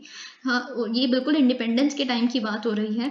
तो हम बहुत ही ज़्यादा डिपेंडेंट थे कुछ असिस्टेंस और इम्पोर्ट्स पे, कि जो यूएसए को, आपको पता होगा यूएसए का हमारे बीच में एक एग्रीमेंट थी PL 480, जिसके तहत हम वीट इम्पोर्ट करते थे। अगर आपको थोड़ा सा पता होगा तो यूएसए ने एक बारी इंसल्ट भी कर दिया था हमें, कुछ रिपोर्ट्स ने ऐसा बताया था कि ये PL 40 में वो जो हमें गेहूं भेजते थे, वो एक्चुअल में वहां के अपनी गाय भैंसों को चारा जो देता था, वैसी वाली वो चारा हमें भेज दिया था। तो हमारी इंसल्ट थी इंडियंस की।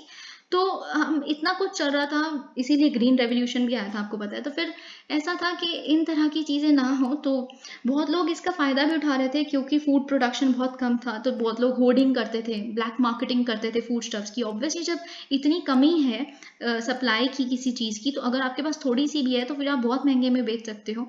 तो इन चीज़ों के चलते इसेंशियल कमोडिटीज़ एक्ट लाया गया था। देखिए, एसेंशियल कमोडिटीज की कोई स्पेसिफिक डेफिनेशन नहीं है, ठीक है। बस ये लिखा हुआ है सेक्शन 2 क्लॉज ए में इस एक्ट के, कि essential commodity means a commodity specified in the schedule of the act. अभी इस स्केड्यूल में आपको मैं बता दूं कि जो सेंट्रल गवर्नमेंट जिस भी कमोडिटी को ऐड करेगी, वो बन जाएगी एक एसेंशियल कमोडिटी, ठीक है। तो मतलब पावर किसके पास है? सेंट्रल गवर्नमेंट के पास। अब सेंट्रल गवर्नमेंट ने आपने देखा किसको ऐड कर दिया? तूर दाल को, ठीक है। तो फिर अगर ऐसा कभी भी सेंटर को लगे कि पब्लिक इंटरेस्ट में ऐसा करना ज़रूरी है, किसी आइटम को नोटिफाई करना एसेंशियल, तो वो थोड़ा सा कंसल्टेशन तो वो स्टेट गवर्नमेंट से भी करेगी। स्टेट गवर्नमेंट्स की कंसल्टेशन के साथ वो किसी भी एसेंशियल कमोडिटी को नोटिफाई कर सकती है। देखिए, इसका ऑब्जेक्टिव ये था कि बहुत ज़्यादा इन्फ्लेशन ना हो, प्राइस राइज ना हो इन कमोडिटीज़ का, क्योंकि ये सेंटर, देखिए सेंटर तो नोटिफाई करेगी सिर्फ और सिर्फ कि अच्छा ये वाली कमोडिटी आज से एसेंशियल कमोडिटी है। लेकिन सेंटर ऐसा करके पता है किसको पावर कर देती है? पावर दे देती है वो स्टेट गवर्नमेंट को, ताकि वो इन तरह का जो ट्रेड है, इन तरह के ट्रेड को के आपस में स्टेट्स में इनको करना, तो वो रोक सके, ठीक है। ताकि अगर किसी जगह पे इसकी एक पर्टिकुलर ज़रूरत है और उसकी वजह कोई बंदा ट्रेडर है, वो ट्रेड ही करी जा रहा है और वहाँ तो वो बिक नहीं रहा और वहाँ के जो लोग परेशान हैं, ऐसा ना हो सके, तो स्टेट गवर्नमेंट्स को पावर्स दी जाती हैं, ठीक है। फिर हम बात करें कि गवर्नमेंट क्या कर सकती है इसके तहत गवर्नमेंट कर सकती है, वो प्रोडक्शन को कंट्रोल कर सकती है, कितना प्रोडक्शन बढ़वानी है तो बढ़वा भी सकती है। वो सप्लाई को कंट्रोल कर सकती है। ऑब्वियसली प्रोडक्शन बढ़ना कब ना अगर उनके हाथ में है, तो सप्लाई भी सेंट्रल गवर्नमेंट यानी कि स्टेट गवर्नमेंट्स के भी हाथ में, मतलब कहीं ना कहीं है। फिर हम बात कर सकते हैं डिस्ट्रीब्यूशन को भी कंट्रोल कर सकती हैं, और स्टॉक की लिमिट भी लगा सकती हैं। देखिए, स्टॉक की लिमिट कैसे? अगर बाई चांस कोई बंदा है, कोई ट्रेडर है, वो बहुत ज़्यादा स्टॉक करता है, स्टॉक इकट्ठा किया हुआ है उस इंसान ने, लेकिन बाहर वो बहुत सारे आलूओं का स्टॉक इकट्ठा किया हुआ है, बाहर लोग आलूओं के लिए मर रहे हैं, ठीक है। फिर उस स्टॉक का क्या फायदा? उस लिमिट, इसलिए सरकार ऐसा करती है, सेंट्रल गवर्नमेंट ऐसा करती है कि एक स्टॉक लिमिट लगा देती है, ठीक है, 50 किलो से ऊपर आप अपने आलू नहीं रख सकते अपने गोडाउन में। तो फिर उसके बाद उसको देना ही पड़ेगा ना, बेचना ही पड़ेगा। फिर इससे क्या होगा? इन्फ्लेशन कम हो जाएगी। लेकिन क्या ऐसा सच में होता है? क्या जिस ऑब्जेक्टिव से ये लाया गया था एक्ट कि इन्फ्लेशन कम हो जाएगी, वो पूरा होता है? ऐसा इकोनॉमिक सर्वे ऑफ 2019-20 कहता है कि जो गवर्नमेंट इंटरवेंशन है ना ECA के अंदर, वो काम नहीं करता। वो बस एक काम करता है कि वो एग्रीकल्चरल ट्रेड को डिस्टॉर्ट कर देता है, ठीक है, और बिल्कुल टोटली इनइफेक्टिव है इन्फ्लेशन को कर्ब करने में। जिस ऑब्जेक्टिव के लिए आप लेके आए हो ना, वो ऑब्जेक्टिव तो होता नहीं पूरा, कुछ और ही ऑब्जेक्टिव पूरा हो जाता है कि एग्रीकल्चरल ट्रेड डिस्टॉर्ट हो जाता है। तो फिर क्या होता है कि इससे क्या होगा? अगर आपने स्टॉक लिमिट लगा दी, ठीक है, 50 किलो लगा दी, फिर अब वो जो ट्रेडर है उसको बड़े अच्छे से पता है कि स्टॉक लिमिट लगा दी, बाहर तो बहुत ज़्यादा वो है, डिमांड है बाहर तो मार्केट में इस चीज़ की। तो ठीक है, ये जो बचा हुआ जितना मेरे पास अगर 50 किलो और है, मैं क्या करूँगा? इसको एक ब्लैक मार्केट में बेचना स्टार्ट करूँगा, महंगे में, ठीक है। तो फिर ये रेंट सीकिंग अपॉर्चुनिटीज़, करप्शन, ये सब बढ़ने लगा, बहुत ही, मतलब ठीक है, ऐसे केसेस भी आने लग पड़े। तो अपना जो ऑब्जेक्टिव था वो तो फेल हो गया। फिर हम बात करें अगर फिर और क्या ट्रेडर्स करने लग पड़ते हैं इस चीज़ में, जब उनको पता है कि भाई स्टॉक लिमिट है, इतना ज़्यादा वो अपने पास रख ही नहीं सकते ट्रेडर्स, तो वो फिर जो फार्मर से प्रोक्योर करते हैं ना, जो फार्मर से लेते हैं, खरीदते हैं जो ट्रेडर्स फार्मर से उनका फूड प्रोडक्शन, वो कम कर देते हैं। They buy far less than their usual capacity. फिर असली सफ़र कौन करेगा? फार्मर सफ़र करते हैं, क्योंकि बहुत सारे लॉस हो जाते हैं उनको, स्पेशली जब हार्वेस्ट जो है पेरिशेबल कमोडिटीज़ की वो सरप्लस हो, ठीक है, वो कहाँ बेचेंगे बेचारे, वो तो फेंक के। आपने देखा होगा कि सुसाइड बेल्ट क्यों कहते हैं आगरा वाली उसको लेन को पूरी को, क्योंकि अपने आलू टमाटर वगैरह जितनी भी ऐसी चीजें हैं जो छोटे छोटे फार्मर्स हैं जो बिल्कुल मार्जिनली जी रहे हैं, सर्वाइव कर रहे हैं, वो बिल्कुल फेंक के सुसाइड कर देते हैं, सड़क पे फेंकते हैं उधर, कि हम क्या करें, सरकार हमारे लिए क्या कर रही है। ठीक है, तो इस तरह भी फेल हो जाता है। फिर ऐसे ही क्या होता है कि जब उन्हें पता है कि स्टॉक पे लिमिट ही लगी हुई है, तो फिर कोई इन्वेस्टमेंट भी नहीं करता, कोई ट्रेडर के कोल्ड स्टोरेज में इन्वेस्टमेंट करें या वेयर हाउसेज में इन्वेस्टमेंट करें।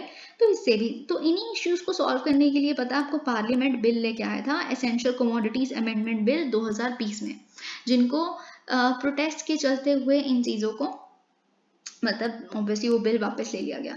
तो मैं आपको थोड़ा सा ब्रीफली बता देती हूँ कि वो अमेंडमेंट बिल था वो कैसे किस तरह के प्रोविजंस को लेके आया था। जैसे उन्होंने क्या कहा था कि सेंट्रल गवर्नमेंट जो है वो रेगुलेट कर सकती है supply of certain food items, लेकिन सिर्फ कुछ ही फूड आइटम्स को, जैसे cereals, pulses, potatoes, onions, edible oil seeds and oils. और वो भी ये कुछ ही सिर्फ इन्हीं आइटम्स को कंट्रोल कर सकते हो आप, और वो भी सिर्फ एक्स्ट्रा ऑर्डिनरी सर्कमस्टांसेस में। ठीक है, जैसे war, famine, extraordinary price rise या फिर नेचुरल कैलामिटी कोई भी। ठीक है, और फिर जो स्टॉक लिमिट थी वो भी उन्होंने बोल दिया था, इस एक्ट ने, अमेंडमेंट बिल ने ये कहा था कि जो स्टॉक लिमिट है किसी भी तरह की एग्रीकल्चरल प्रोड्यूस पे, वो सिर्फ और सिर्फ जब प्राइस राइज होगा ना, सिर्फ तभी लगाई जा सकती है। जैसे अगर सपोज करिए 100% इंक्रीज हो गया रिटेल प्राइस में किसी भी हॉर्टिकल्चर प्रोड्यूस का, तब आप स्टॉक लिमिट लगा सकते हो। या फिर 50% इंक्रीज हो गया रिटेल प्राइस में किसी नॉन पेरिशेबल फूड आइटम का, तब आप स्टॉक लिमिट लगा सकते हो। देखिए, स्टॉक लिमिट ना कहीं एक अजीब कॉन्सेप्ट है। ये बिल उसी को डील करने के लिए, मतलब उसी इशू को डील करने के लिए आया था। बाई चांस आप ऐसे सपोज करिए, आप एक ऐसे इंसान है जिसने कॉन्ट्रैक्ट साइन किया हुआ है एक लेज कंपनी के साथ। अब लेज कंपनी ने आपके साथ एक फ्यूचर अग्रीमेंट साइन की हुई है कि वो आप क्या करिए, इस साल जितने भी पोटैटोज की पैदावार होगी हम आपसे अगले साल ले लेंगे। लेज की कंपनी ने ये कहा, तो फिर वो जितनी पैदावार होगी वो उसे स्टॉक ही तो करके रखेगा ना, क्योंकि उसका तो कॉन्ट्रैक्ट हुआ हुआ है एक लेज की कंपनी के साथ। अब लेज की कंपनी ने उसको पैसा देना है, तो जब आप स्टॉक लिमिट लगा दोगे फिर वो तो बर्बाद हो जाएगा ना इंसान। तो इन चीज़ों को समझते हुए, वो टाइम और था, उस बिल का ये कहना था, वो टाइम और था 1955 का। आज हम एक सरप्लस फूड प्रोडक्शन कंट्री बन चुके हैं। अब हमें पहली वाली दिक्कतें नहीं हैं। आज इतना एक्सपोर्ट इंपोर्ट होता है, इतनी तरह की फूड आइटम्स है, पैकेज फूड बनता है, सब कुछ है। तो आज दुनिया चेंज हो चुकी है, इसलिए ये बिल लाया गया था। ठीक है, फिर आरबीआई ने क्या कहा है, आरबीआई ने ये कहा है कि देखिए, बहुत सारी रेगुलेटेड एंटिटीज जैसे बैंक्स, एनबीएफसी वगैरह क्या करती हैं, जब वो किसी को लोन देती हैं, तो जब वो रिकवर करती हैं ना, उनके रिकवर करने के तरीके बहुत फोर्सेबल हो जाते हैं लोन डेटर्स के, मतलब जो डिफॉल्टर्स होते हैं, जो लोन अपना टाइम पे पे नहीं कर पाते।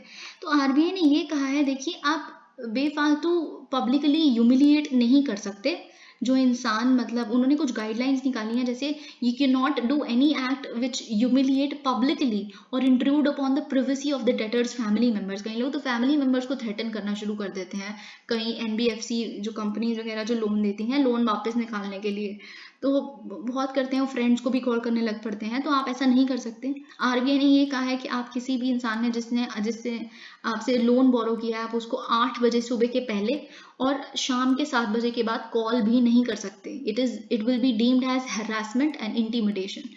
अब देखिए, पर्सनल यूज के लिए अगर आप कभी भी किसी हाउस को रेंट पे लेंगे तो उस पर कोई जीएसटी नहीं लगेगा। ये सेंट्रल गवर्नमेंट ने बिल्कुल साफ कर दिया है, इस बारे में क्लियर अपनी स्टेटमेंट दे दी है।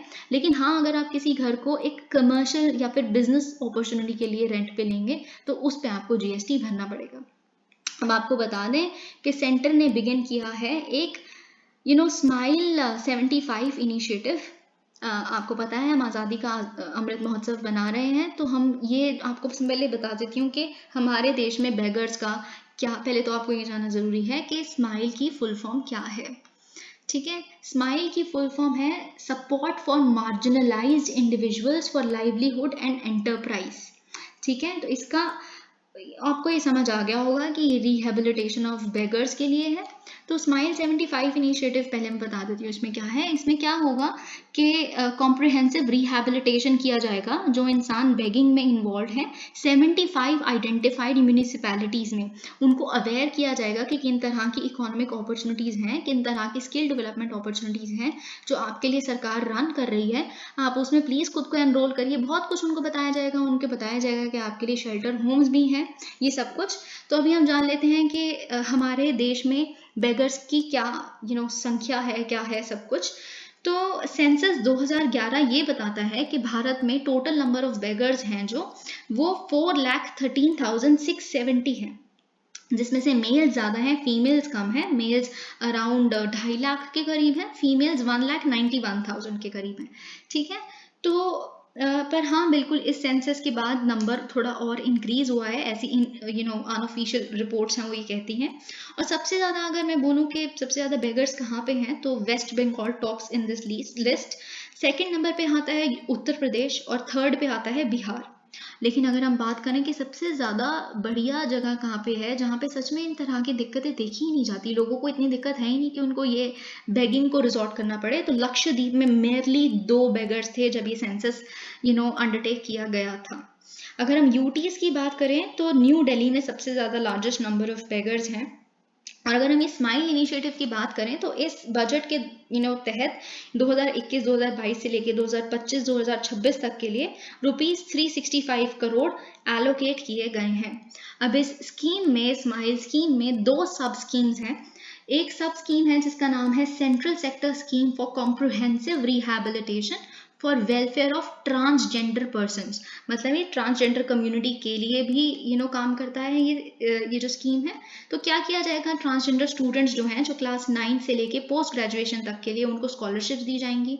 प्रधानमंत्री जन आरोग्य योजना से कन्वर्ज करके जितने भी मतलब जेंडर रीअफर्मिंग सर्जरीज होती है ट्रांसजेंडर कम्युनिटी के लिए, उनको कुछ सिलेक्टेड हॉस्पिटल्स में उनको अगर वो करवाना चाहते हैं तो उनका साथ दिया जाएगा, उनको फिनेंशियली भी ये हेल्प दी जाएगी।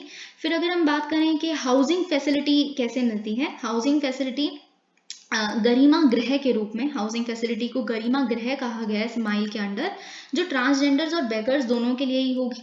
मतलब इन गरिमा गृह में food, clothing, skill development opportunities, recreational activities, इन सब का ध्यान रखा जाएगा। और दूसरी सब स्कीम थी वो थी central sector scheme for comprehensive rehabilitation of persons engaged in the act of begging, जिनमें रेस्क्यू एक्टिविटीज की जाएंगी। अगर किसी छोटे छोटे बच्चों के हाथों को काट के अगर बेगिंग करवाने वाली जगह ऐसी चीज़ें हैं वो हो रही हैं तो अवेयरनेस फैलाई जाएगी, गरिमा गृह के बारे में उन्हें बताया जाएगा, बहुत कुछ किया जाएगा। ठीक है, फिर उसके बाद हम बात करें कि बाइडन और शी जिनपिंग की जो अभी फ़ोन कॉल हुई थी, आपको पता होगा जुलाई 22 को, जिसमें उन्होंने नैन्सी पेलोसी का भी इशू डिस्कस किया था। तो उन्होंने उस टाइम पे अग्री किया था कि ठीक है हम फेस टू फेस मीटिंग भी रखेंगे, फेस टू फेस मीटिंग रखेंगे। उसकी प्लेस और टाइम अभी डिसाइड नहीं हुआ है कि क्या है, पर फेस टू फेस मीटिंग होगी।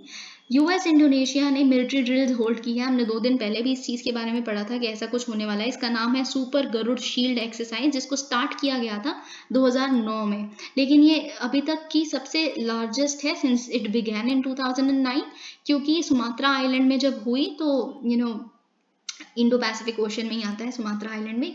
तो इसमें अराउंड 5,000 पर्सोनल थे। कहाँ से, यूएस से, इंडोनेशिया से, ऑस्ट्रेलिया से, जापान से, सिंगापुर से। ठीक है, तो कुछ ऑब्जर्वर कंट्रीज भी थी बहुत सारी, इस बारी बहुत सारी कंट्रीज थी, यूके, कनाडा, फ्रांस, इंडिया भी थी इनफैक्ट। ठीक है, तो काफ़ी ज़्यादा सिग्निफिकेंट चीज़ थी ये। अब देखिए ये इंडियन एक्सप्रेस में एक एक्सप्लेन सेक्शन आया है, मैं इसको फटाफट ब्रीफली बता देती हूँ क्योंकि ऑलरेडी बहुत टाइम जा चुका है। तो देखिए सबसे पहला जो नेटो के साथ न्यू दिल्ली यानी कि इंडिया ने एक पॉलिटिकल डायलॉग किया था, वो इंडियन एक्सप्रेस ने 2019 में भी बताया था कि 2019 में ऐसा पहला पॉलिटिकल डायलॉग हुआ है दिसंबर 12 को। ठीक है, अब दोबारा ऐसी बातचीत चल रही है कि NATO+6 किया जाएगा, जिसमें इंडिया को इन्वॉल्व किया जाएगा। NATO+5 है अभी, मतलब NATO+5 जो उनके अलाइज हैं यूएसए के, जैसे इजराइल, न्यूजीलैंड, ऑस्ट्रेलिया, जापान और साउथ कोरिया, ये नॉन मेंबर अलाई है, नॉन नाटो अलाई है, नाटो का पार्ट नहीं है, पर ये क्योंकि यूएस के बहुत खास देश हैं तो उसमें तो ऐसी बातचीत चल रही है कि इंडिया को भी इन्वॉल्व कर लो, फिर NATO+6 बन जाएगा। तो इसीलिए ये एक्सप्लेन सेक्शन आया है। तो बस यही। अब आपको सबसे पहले तो आपको नाटो पता होगा, नॉर्थ अटलांटिक ट्रीटी ऑर्गेनाइजेशन। ये एक पॉलिटिकल और मिलिट्री अलायंस है जिसमें 28 यूरोपियन कंट्रीज हैं और 2 कंट्रीज और हैं नॉर्थ अमेरिका की, जो यूएसए और कनाडा है। इसे 1949 में सेटअप किया गया था यूएस, कनाडा और बहुत सारी वेस्टर्न यूरोपियन नेशंस द्वारा। क्यों? क्योंकि उन्हें कलेक्टिव सिक्योरिटी चाहिए थी सोवियत यूनियन के खिलाफ। ठीक है, इसके अब टोटल मैंने बता दिया 28 + 2 30 मेंबर्स हैं। इनका हेडक्वार्टर्स कहाँ है? इसका हेडक्वार्टर्स है बेल्जियम में, ब्रसल्स। ऑलराइट, अब हम नाटो का एक आर्टिकल 5 है नाटो का। तो नॉर्थ अटलांटिक ट्रीटी जो फाउंडिंग ट्रीटी है नाटो की, उसका आर्टिकल 5 है जो ये कहता है कि हम कलेक्टिव डिफेंस को वो करते हैं। मतलब attack against one member will be taken as attack against all the members. एक के अगेंस्ट अटैक मतलब सब पे हम पे अटैक किया जाना, तो हम उस अटैक के खिलाफ डट के लड़ेंगे और सारे मिल के लड़ेंगे। ठीक है, तो सारी मेंबर कंट्रीज मिल के लड़ती हैं। अब आपको ये पता होगा ये नाटो का ओरिजिन है क्या? आपको पता है कोल्ड वॉर हुई थी, कोल्ड वॉर यूएसएसआर और यूएसए के बीच में, यही इसका बेसिकली एक ओरिजिन आप कह सकते हैं।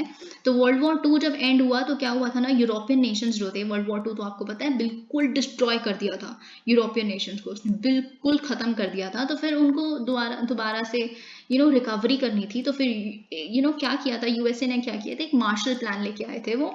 उन्होंने कहा था कि हम कोऑपरेट करेंगे, यूएस और यूरोप कोऑपरेट करेंगे कि आप जितनी भी यूरोपियन स्टेट्स जो बर्बाद हुई हैं वो यूएसए उनको इकोनॉमिक असिस्टेंस देगी ताकि आप रिकवर कर सकें, दोबारा इंफ्रास्ट्रक्चर बनाएंगे, दोबारा खड़े होइए और दोबारा बढ़िए। ठीक है, इससे क्या होने लग पड़ा पता है, यूएसए ने उस हर कंट्री को एड और इकोनॉमिक असिस्टेंस देना शुरू कर दिया जहां जहां पे यूएसएसआर अपना कम्युनिज्म फैलाने की कोशिश करता था। ठीक है, जैसे टर्की का आपको पता है कि बॉस्फोरस और डार्डनल स्ट्रेट है, तो टर्की के इस जगह पे भी वो टेक ओवर करने की कोशिश करता था रशिया, तो फिर टर्की को भी मेंबर बना लिया, है ना, फिर ग्रीस को भी मेंबर बना लिया, बहुत सारी चीजें हुई हैं ऐसे ऐसे करके। तो फिर दोनों ही देशों के बीच में, मतलब यूएसए और यूरोपियन नेशंस दोनों के ही दिमाग में बिल्कुल क्लियर था कि हम दोनों को एक दूसरे की जरूरत है, हम दोनों को कलेक्टिव डिफेंस की जरूरत है।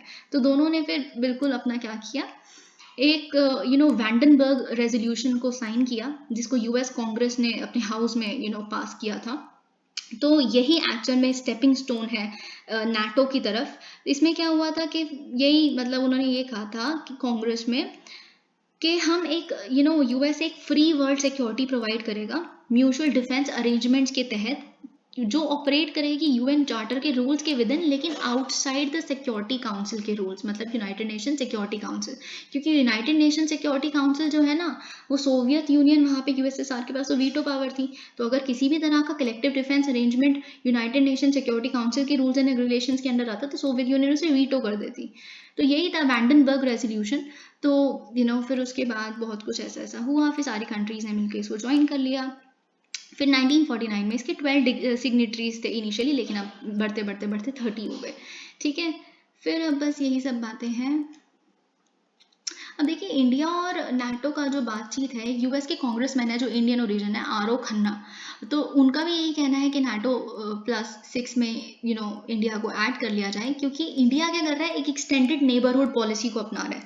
एक्सटेंडेड नेबरहुड में आप जानते होंगे कि हमारा वेस्टर्न यूरोपियन नेशंस भी आ जाते हैं, सेंट्रल एशियन कंट्रीज आती हैं। जैसे आपको पता है कि हम शंघाई कॉपरेशन में जब इन्वॉल्व हुए तो हमारा यही कहना था कि हम एक्सटेंडेड नेबरहुड अपनाते हैं।